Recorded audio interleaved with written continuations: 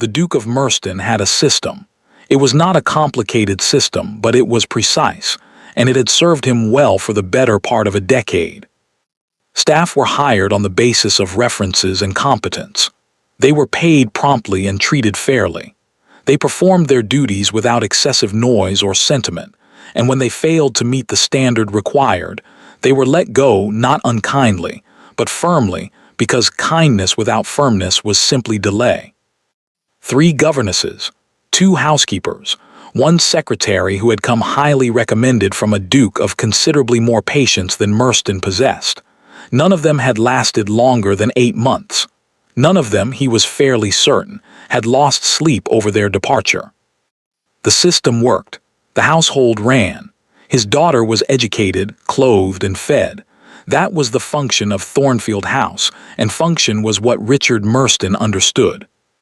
What he did not understand, what had been bothering him in a low and persistent way, like a loose thread he couldn't locate, was Miss Clara Ashby. She had been at Thornfield for 3 weeks. She had not, as far as he could determine, done anything remarkable. She arrived on time to lessons. She submitted her weekly reports in clear, legible handwriting with no superfluous commentary. She did not seek him out. She did not make requests. She was, by every measurable standard, exactly what she was supposed to be. And yet, yesterday, passing through the corridor near the kitchen, he had heard laughter. Not Lily. Lily hadn't laughed in the better part of a year. The kitchen staff, all of them apparently at once, at something Miss Ashby had said that he hadn't caught. We'll take a very short break. If you don't want to miss new stories, please subscribe to the channel. This morning, old Garrett the groundskeeper, a man who communicated primarily through grunts and had done so for 22 years, had left a small bunch of late-season dahlias outside the schoolroom door. An hour ago, Mrs. Howell, his housekeeper of 15 years, had referred to Miss Ashby as a breath of fresh air in a tone that suggested she was stating fact rather than opinion, and dared him to dispute it. He had not disputed it. He had nodded and returned to his study and sat at his desk and found, irritatingly, that he could not concentrate. He could not explain why this bothered him. He told himself it didn't. He was not convincing. She had arrived on a Tuesday, which Richard later thought was appropriate. Tuesdays being neither the optimism of Monday nor the relief of Friday, but simply a day that got on with it. He had not been there to receive her. He had been in his study with his estate manager going over drainage reports, which was where he was most mornings, and he had left Mrs. Howell to manage the introduction. This was entirely standard. He had not been present for the arrival of any governess. He saw no reason to adjust the practice. He met Miss Ashby for the first time at dinner that evening, or rather, he passed her in the corridor outside the dining room, where she was walking Lily back from the kitchen after what appeared to have been some kind of unauthorized biscuit expedition. Lily was holding a biscuit. Miss Ashby was holding Lily's hand and saying something in a low voice that made Lily look up at her with an expression Richard hadn't seen on his daughter's face in quite some time. Interest. Simple, uncomplicated interest. Miss Ashby looked up, saw him, and said, "Your Grace, I apologize. Lily was hungry before dinner, and I'm afraid I didn't discourage it firmly enough. It won't happen again." She said this without particular contrition and without particular defiance, simply as a statement of fact. He had looked at her properly for the first time. She was younger than he had expected from the references, perhaps 26, 27. Brown hair, simply arranged. A face that was pleasant rather than striking, the kind of face that didn't announce itself, that you might not remember immediately but found on reflection that you had noticed more than you realized. She met his gaze directly, which some people found difficult and she apparently did not. "See that it doesn't," he said, and continued to the dining room. He had not thought about it afterward. There was nothing to think about. By the end of the first week, the kitchen maid had begun saving the best of the morning rolls for the schoolroom breakfast tray. Richard learned this accidentally, when he mentioned to Mrs. Howell that the rolls at his own breakfast had seemed smaller than usual. "Cook's been setting aside the top of the batch for Miss Ashby and Lily," Mrs. Howell said, in the tone of someone reporting a perfectly natural development. Miss Ashby and Lily have the same kitchen as the rest of the household, Richard said. Yes, Your Grace, Cook is aware of that, a pause that contained a great deal. She wanted to do it. Richard looked at his housekeeper. Mrs. Howell looked back at him with the expression she had been perfecting for 15 years, the one that was entirely respectful and entirely immovable simultaneously. Fine, he said. He reviewed the schoolroom reports that evening. Lily's reading was progressing. Her arithmetic was, according to Miss Ashby's notes, improving steadily, though she finds it less engaging than history, which she approaches with genuine curiosity and should be encouraged in. There was a recommended list of history books, annotated with brief notes on why each might appeal specifically to Lily, and a suggestion that a visit to the village museum might be arranged if His Grace approved. He approved it. He set the report aside. He did not think about the fact that this was the first time in 8 months that he had read a governess's weekly report, and found himself reading it a second time. The second week, Garrett left flowers outside the schoolroom. Richard discovered this because he happened to be walking past at the wrong moment, or the right one, depending on how one looked at it, and saw the old man setting them against the door with the focused care of someone engaged in important work. Garrett had been the groundskeeper at Thornfield since before Richard inherited the estate. He was 71 years old, had strong opinions about soil drainage, and had never, in Richard's memory, voluntarily interacted with any member of the household staff unless absolutely required to. Garrett, Richard said. Garrett straightened. Your Grace. What are you doing? Garrett looked at the flowers, then at Richard, then back at the flowers as if the answer was self-evident and the question mildly bewildering. Miss Ashby mentioned she liked dahlias, he said, last ones of the season. I see, Richard said. She asked me about the kitchen garden last week, Garrett continued, unprompted, which was itself remarkable. Knew what she was talking about, not many do. He picked up his tools. Good morning, Your Grace. He walked away, apparently satisfied that this had been a complete and adequate explanation. Richard stood in the corridor for a moment longer than was strictly necessary. The third week, Lily laughed. He heard it from the bottom of the stairs. He had been on his way to his study mid-morning, the house quiet in the way it was usually quiet, a silence that had always seemed to him appropriate and now, he noticed for the first time, felt somewhat heavy. He had one hand on the newel post when the sound came from upstairs. High and sudden and entirely unguarded, the way children laugh when they forget to remember that they are unhappy. He stood very still.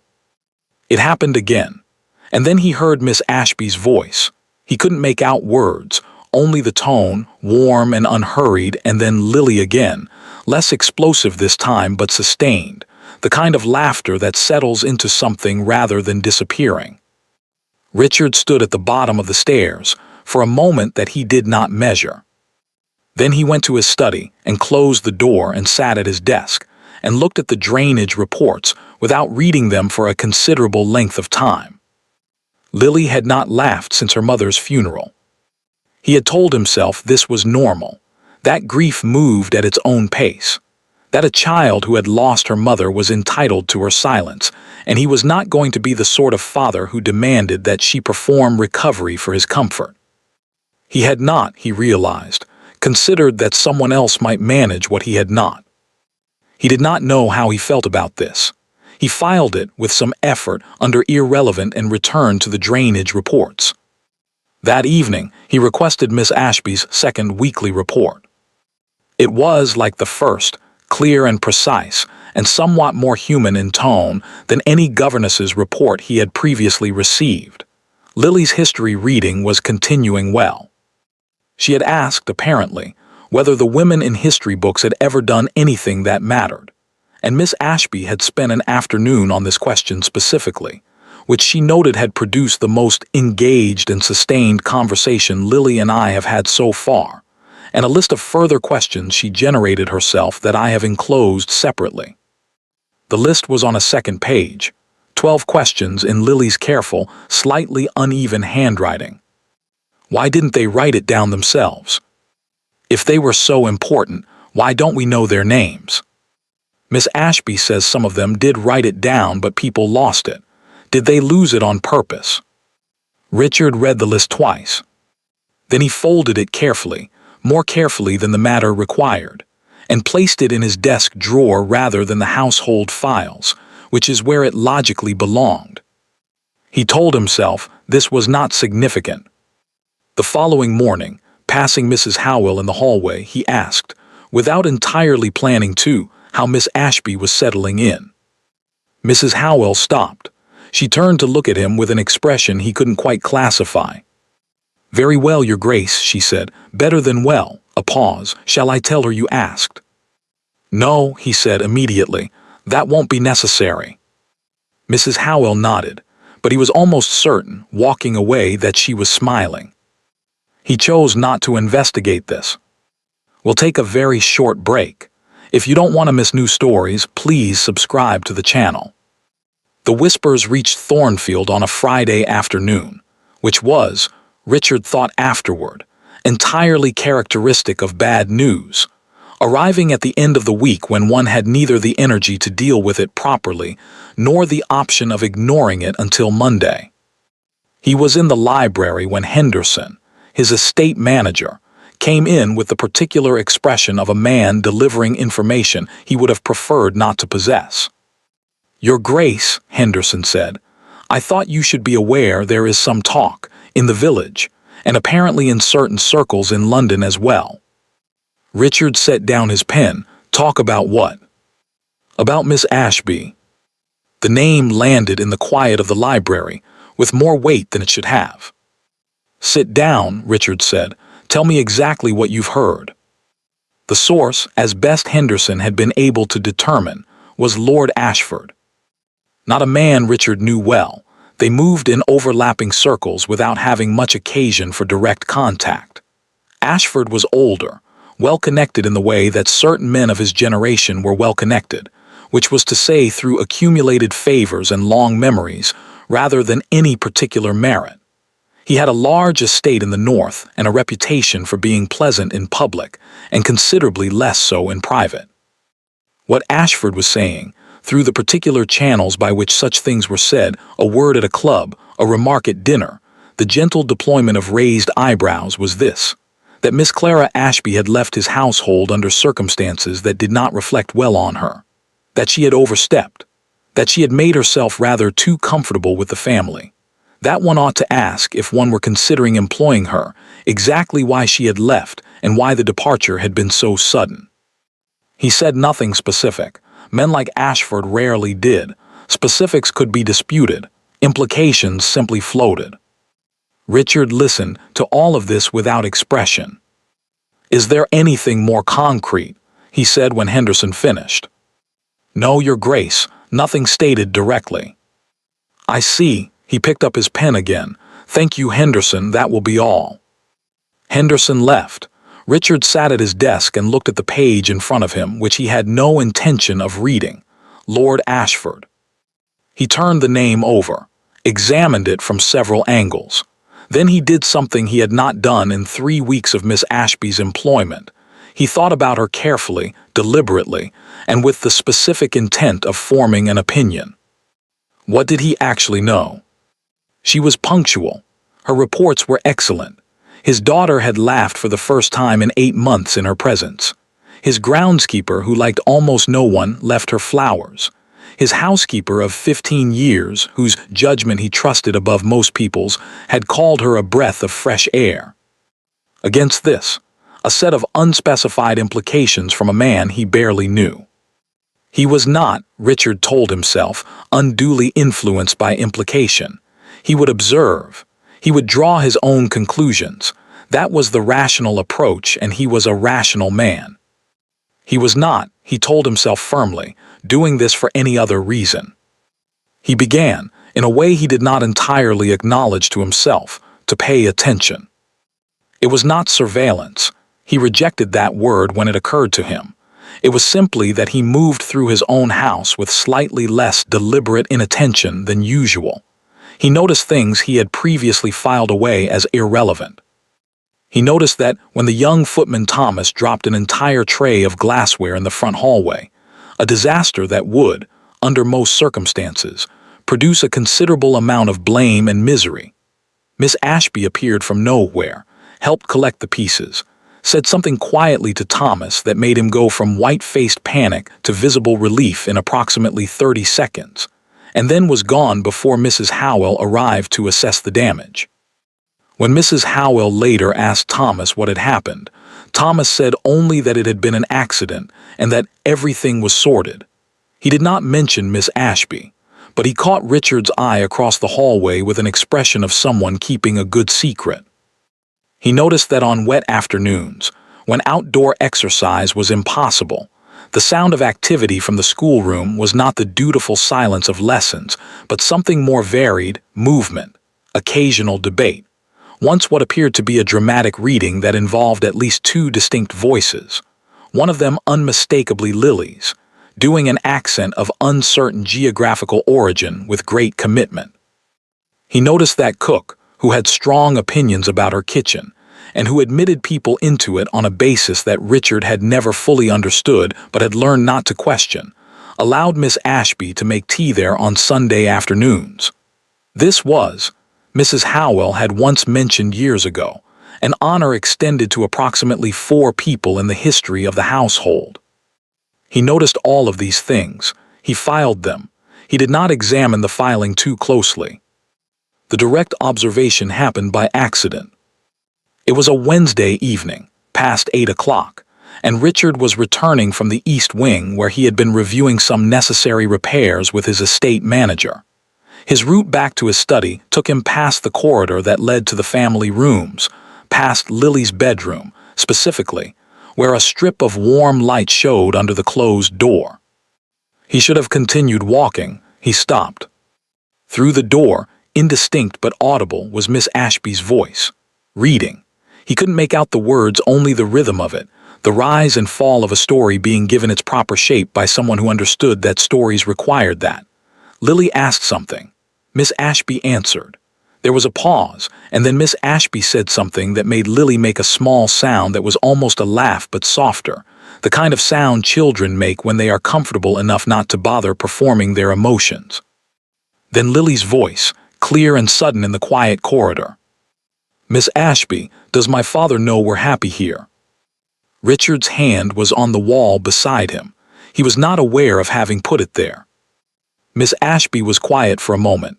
When she answered, her voice was careful and very kind. I think, she said, that your father wants very much for you to be happy here. Sometimes people who want something very much find it difficult to see when they've got it. It doesn't mean they don't want it. Another pause. Do you think he'll notice eventually? Lily asked. Yes, Miss Ashby said, with a certainty that Richard found inexplicably difficult to breathe around. I think he will. He stood in the corridor for considerably longer than he had any practical reason to. Then he walked to his study, sat down, and did not open a single document for the remainder of the evening. He called Miss Ashby to his study the following morning. She arrived promptly. She was always prompt, and sat in the chair across from his desk with her hands in her lap and the expression of someone prepared for a range of possible conversations and intending to be equal to whichever one arrived. He studied her for a moment. I am going to ask you something directly, he said, and I would like a direct answer. Of course, Your Grace. Lord Ashford, your previous employer. He watched her face. There are things being said. I want to know what happened.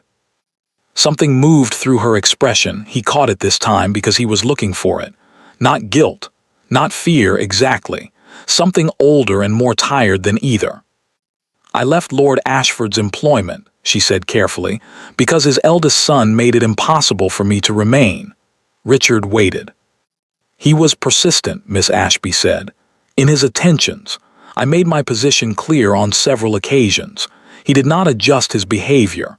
When I brought the matter to Lord Ashford's attention, he suggested that I had perhaps encouraged the situation without meaning to, and that it would be best for everyone if I found another position. A pause. I did not encourage it. But I found another position, because the alternative was remaining in a household where I was not safe, and where the person responsible had his father's protection. The room was very quiet. "And the things Ashford is saying now," Richard said. His voice was even, considerably more even than he felt. "The implication that you overstepped." "Is Lord Ashford's version of events," Miss Ashby said. "Yes." She met his gaze. "I can't stop him saying it. I can only tell you what actually happened and allow you to decide what you believe." She said this without appeal, without performance. The way a person speaks when they have told a true thing and have learned that truth is sometimes not enough and have decided to offer it anyway. Richard looked at her for a long moment. "Thank you," he said. "That will be all." She rose, nodded, and left. Richard turned to his window and looked out at the grounds, at the garden where Garrett's last dahlias were finished for the season, at the path Lily had started using again on her afternoon walks, at the house that had been quiet for 2 years and was, he realized, no longer quite so quiet. Lord Ashford had a son. Richard thought about this with a cold and focused attention that had very little to do with drainage reports. Then he sat down and wrote 2 letters, one to his London solicitor, and one to a man he knew who knew everything about everyone and was discreet about most of it.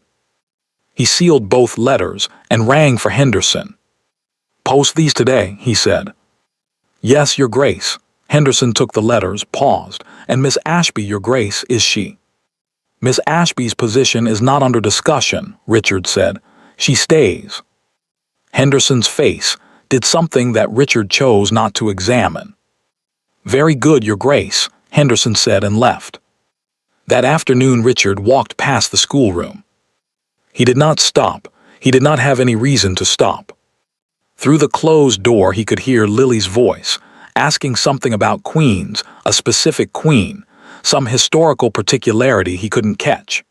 And then Miss Ashby's voice, answering with the unhurried attention of someone for whom no question was too small to take seriously. He stood in the corridor for 3 seconds, then he walked on. But he was, for the first time in a considerable while, not thinking about drainage reports at all. The letters came back within a week. Richard's solicitor wrote in the measured, careful language of a man who had learned to deliver unpleasant information without inflection. The man who knew everything about everyone wrote in considerably more direct terms. Richard read both letters twice. Then he sat very still for a moment in the way he did when something required him to recalibrate, not dramatically, not with visible disturbance, but with the quiet internal adjustment of a man who has discovered that the map he has been using is wrong and must now decide what to do about it. Lord Ashford's son, Edward, had done this before. Not once, 3 times, 3 women in 5 years, a governess, a lady's companion, and a young woman from the village who had been employed seasonally on the estate. In each case the pattern had been the same.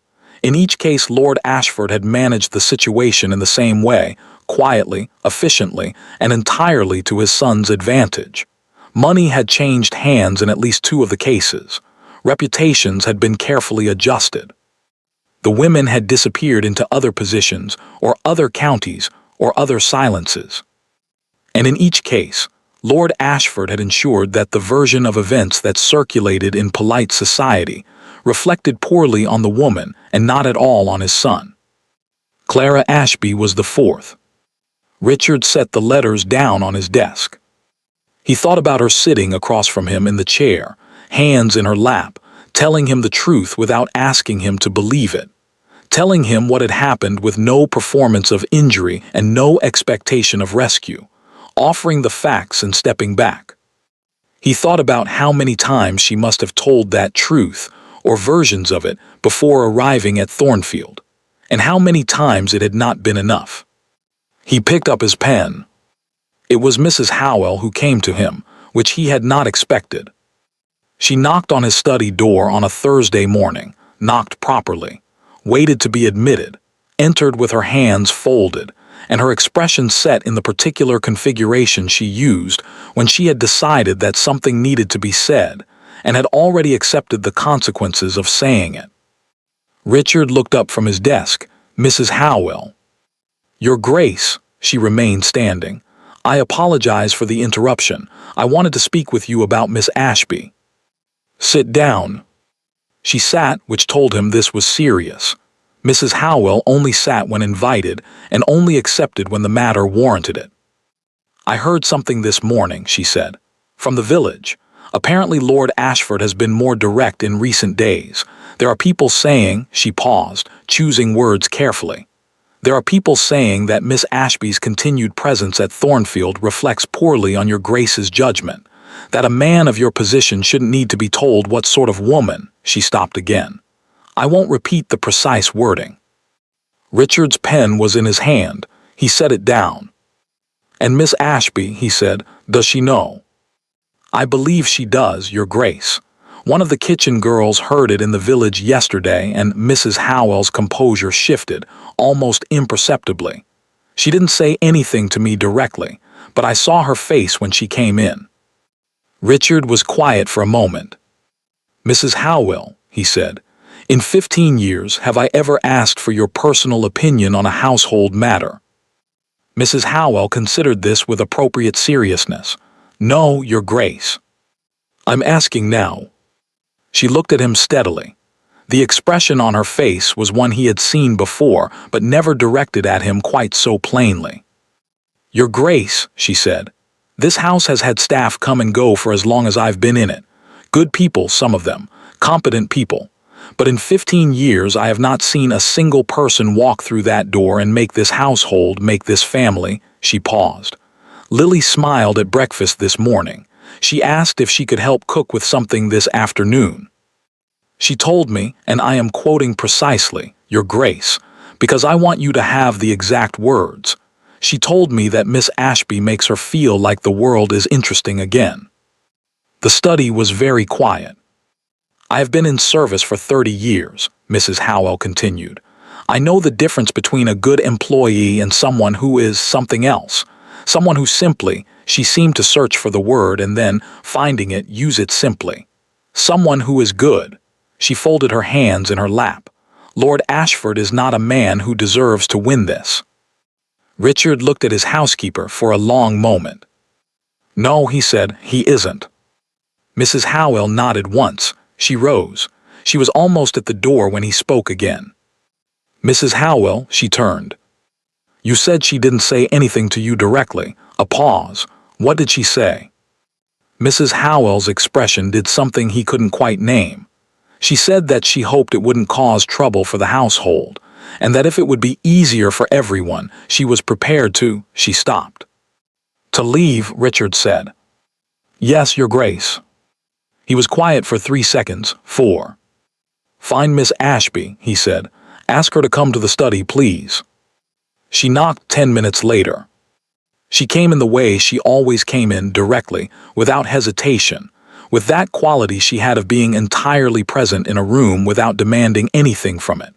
But he could see it now, because he was looking, the slight set of her shoulders, the careful arrangement of her expression, the way a person looks when they have decided to be composed and are succeeding at some cost. Your Grace, she said. Sit down, Miss Ashby. She sat. He looked at her across the desk. She met his gaze with the directness he had noticed from the very first evening, in the corridor, biscuit in hand, Lily beside her, saying it won't happen again without apology or performance. You are going to leave, he said. She didn't deny it. I thought it might be simpler. For whom? For the household, for Lily. A pause. For you. And if I told you that your leaving would not be simpler for any of those parties? Something moved in her face, small, quickly controlled. I would want to know, she said carefully, what you intended to do instead. Richard set both hands flat on the desk. Lord Ashford is going to receive a letter from my solicitor this week outlining what I know about his son's conduct toward you, and toward 3 other women over the past 5 years. He is also going to be informed that I intend to share this information with several of his most prominent associates unless he retracts, publicly, every implication he has made about your character." He paused. "Additionally, I have spoken with 2 of the other women, or rather, my man in London has, and one of them is prepared, if supported, to pursue the matter formally. I have offered that support." Clara Ashby was very still. "You," she started again. "You investigated." "Yes." "When?" "The day after you told me what happened." She looked at him with an expression he hadn't seen on her face before. Not gratitude, exactly, or not only that. Something more complicated. Something that looked, he thought, like the face of a person who has been braced for a long time and has just been told they can put it down. "He'll fight it," she said. Her voice was steady. "Men like Ashford always fight it. He'll say that we—" She stopped. "Being associated with this publicly with me will cost you. People will say you're only doing it because she didn't finish." "I know what they'll say," Richard said. "And—" He looked at her steadily. "I find I care rather less about what people say than I did 3 weeks ago." Clara looked at him for a long moment. "Why?" she said quietly, genuinely asking. It was, Richard thought, an entirely fair question. She had not asked him to fight for her. She had not, at any point, asked him for anything at all. She had offered facts and stepped back, exactly as she had said, and had been prepared, was still prepared, to disappear quietly in order to spare him difficulty. He had been sitting in this house for 2 years in a particular kind of stillness that he had told himself was appropriate, orderly, sufficient. He looked at the woman across from him who had walked into his household and without trying, without performing, without asking permission, made his daughter interested in the world again, who had made old Garrett leave flowers, who had made Cook give up the best roles, who had told a child in the dark that her father wanted to see her happy, even if he hadn't managed to show it yet. He thought about standing at the bottom of the stairs, listening to laughter. "Because," he said, "I have recently been made aware that I have been looking at something for 3 weeks without seeing it, and I have no intention of making that mistake any further." Clara was very still. "Miss Ashby," he said, and then, because he had spent 3 weeks not saying things he could have said, "Clara," she looked up. "Stay," he said, "not because of Lily, not because of the household." He held her gaze, "because I am asking you to." The room was quiet. Outside, distantly, he could hear Lily in the garden, her voice carrying in the cold autumn air, talking to Garrett about something with the animated persistence she had apparently rediscovered. Garrett's responses were, as always, minimal, but he was responding. Clara looked at him for a long moment. "You should know," she said finally, "that I am not easy to employ. I have opinions about history and roses and the correct way to make tea. I ask questions you may find inconvenient. I will always tell Lily the truth, even when a comfortable lie would be simpler." A pause. "I am told I am rather too much by people who prefer their households quiet." "My household," Richard said, "has been quiet for 2 years. I find I have had enough of it." Something happened to Clara Ashby's face. Not the careful arrangement, not the composed expression she had been maintaining at some cost. Something underneath it, warm and real and entirely unguarded, the way Lily laughed when she forgot to remember she was unhappy. "Then I'll stay," she said.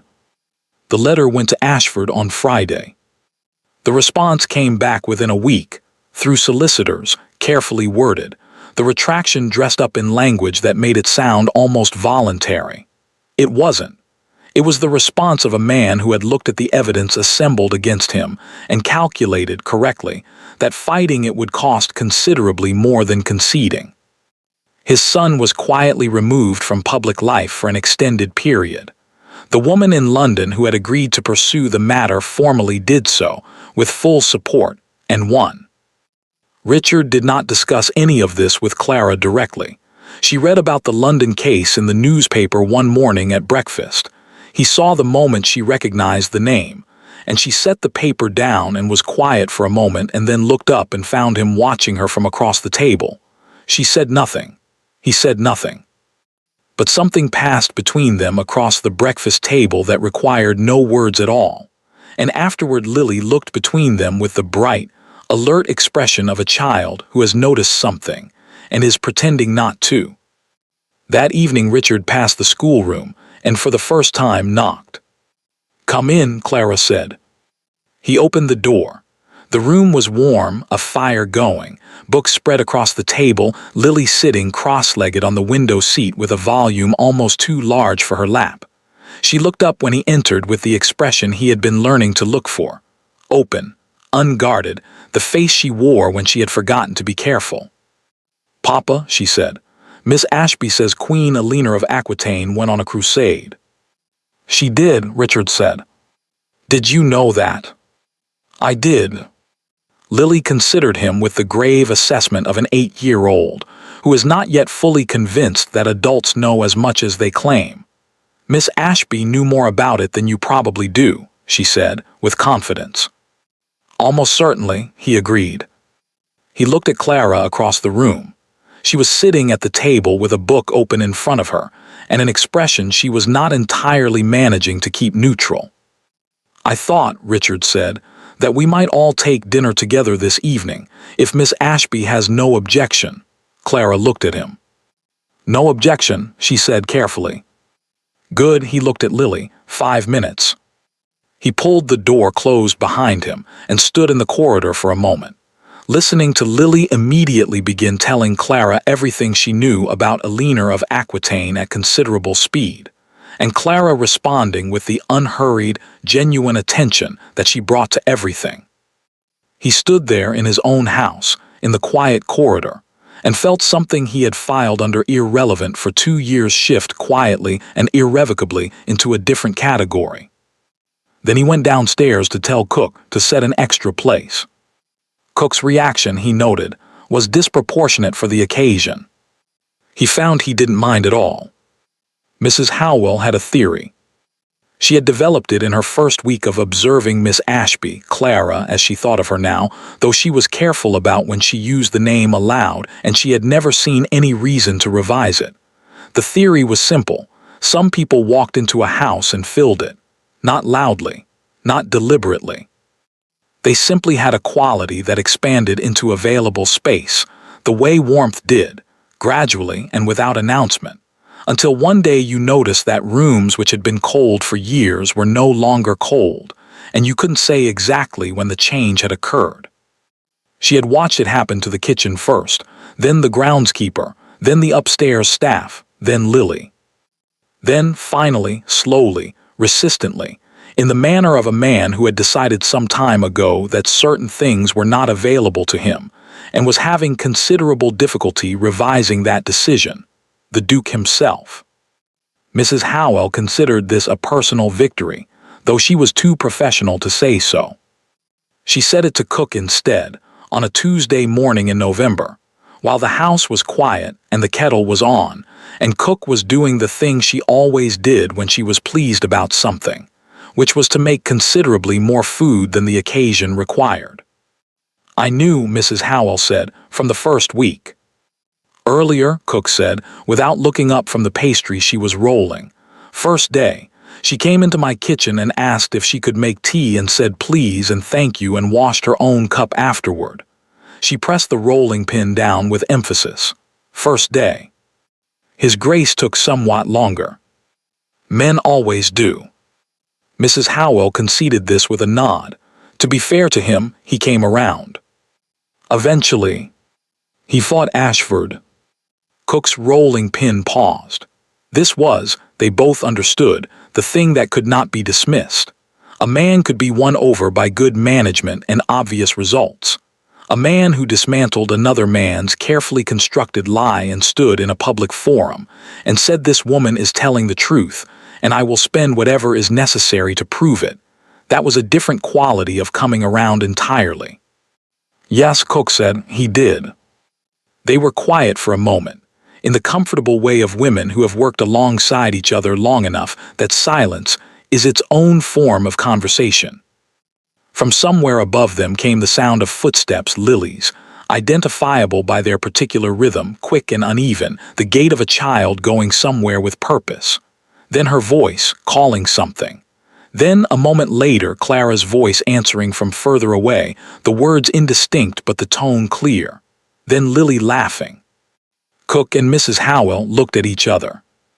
"I'll make extra for breakfast," Cook said, turning back to her pastry. "You always do," Mrs. Howell said.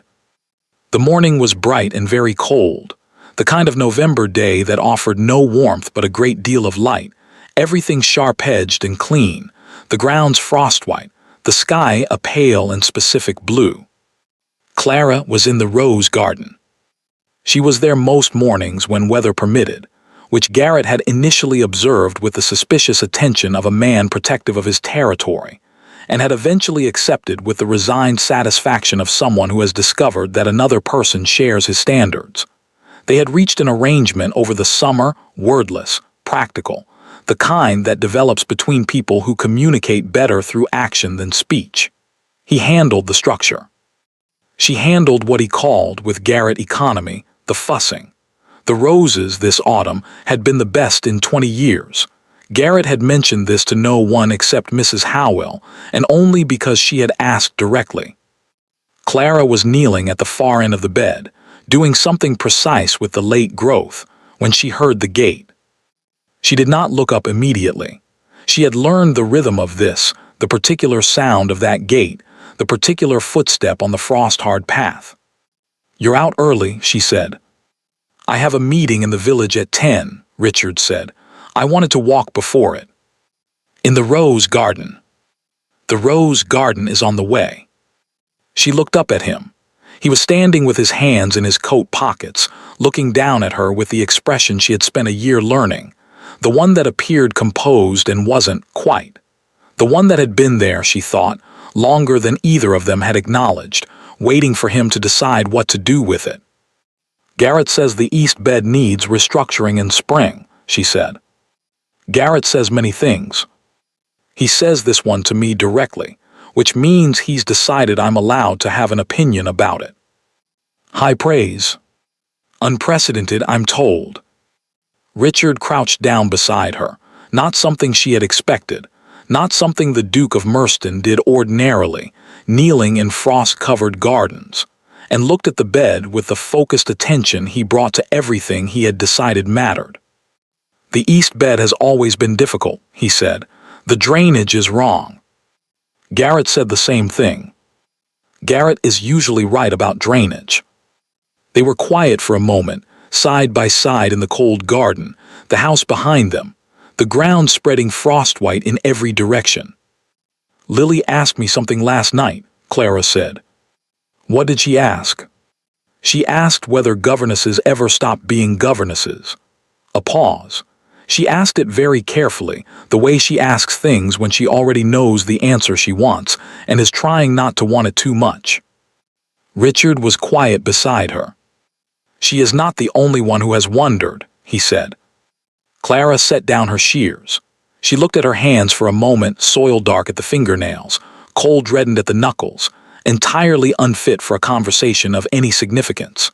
This was, she thought, completely characteristic of how things happened between them, not at dinner tables or in drawing rooms but in corridors and gardens and breakfast rooms, in the unremarkable moments of an ordinary day, which were the only moments either of them entirely trusted. "Richard," she said, he looked at her. "You should know," she said, "that I come with opinions about roses and history and the correct temperature at which tea becomes undrinkable. I will always tell Lily the truth even when it's inconvenient. I ask questions you may find presumptuous. I have been told on more than one occasion that I am." "Too much," he said. "Yes, you mentioned this once before." "I meant it." "I know." He looked at her steadily. The gray eyes, which she had spent a year learning to read, were not trying to hide anything at all. "I find, Clara, that after 2 years of not nearly enough, too much is precisely what I was looking for." She looked at him for a long moment. The frost on the grass, the pale blue sky, Somewhere inside the house, Lily's voice asking something of someone, loud and unguarded and entirely at home. "Then ask me properly," Clara said, "if you're going to ask." Something moved through his face, relief, and something warmer, and underneath both of those a look she recognized now, had recognized for months, had been careful not to name until she was certain he knew what he was doing with it. He asked her properly. She said yes. Later that morning, when Richard had gone to his village meeting and Lily was at her lessons, and the house had settled into its particular mid-morning quiet, Mrs. Howell came into the kitchen and sat down at the table. Cook looked up. Mrs. Howell said nothing, but she was smiling in a way that Cook had not seen since the Christmas before last. Cook put the kettle on. "Well," Cook said. She said yes, Mrs. Howell said. Cook set down the kettle. She pressed both hands flat on the kitchen table. She looked at the ceiling for a moment in the manner of someone receiving news they have been expecting for a considerable time and finding, despite this, that it still produced a feeling. "I'll make a cake," she said. "It's 10:30 in the morning." "I'll make a cake," Cook repeated with finality. Mrs. Howell considered objecting. She decided against it. "Make it the good one," she said, "with the almonds." Cook was already reaching for the flour. That afternoon, in the schoolroom, Lily put down her history book and looked at Clara with the expression of someone who has been waiting patiently for information they consider overdue. "Well," she said. Clara looked at her. "Well, what?" Lily gave her the look, the one she had inherited entirely from her father, the one that said, "I am being very patient, but I want you to know that I see exactly what is happening." "Lily," Clara said. "I heard the gate this morning," Lily said, with dignity. "And then you came in for breakfast and you were doing the thing where you're trying not to smile." "I do not have a thing where I'm trying not to smile." "You have had it for months," Lily said, with the calm authority of someone stating a well-established fact. "Mrs. Howell has it too, and Cook. Garrett doesn't make faces, but he's been whistling since September." Clara looked at this child, 8 years old, bright-eyed, entirely sure of herself in a way she had not been a year ago, and felt something that had been building quietly for 12 months settle into place, with the certainty of a thing that was always going to happen, and had simply been waiting for everyone to catch up. "Yes," she said. Lily looked at her. "Yes," she said. "Yes," Clara said. Lily was quiet for approximately 3 seconds, which was, Clara suspected, the longest she had ever been quiet voluntarily. Then she picked up her history book, opened it to her page, and said, with enormous composure, "I think we should do something special for dinner." "I think Cook is already ahead of you," Clara said. "Good," Lily said. "She makes better cakes when she's happy." She looked up. "We're all happy, in case you didn't notice." "I noticed," Clara said. Lily nodded, satisfied, and returned to her book. Outside in the garden, the last of the autumn roses held on in the cold, clear light, tended, finally, the way they had always deserved to be. Mrs. Howell, when asked years later what she had known and when, always said the same thing. From the first week, the house knew before any of them did. She was, as usual, entirely correct. Thank you for listening to the story all the way to the end. Please tell us which city you're watching from and what the story made you feel. Don't forget to subscribe so you won't miss new stories.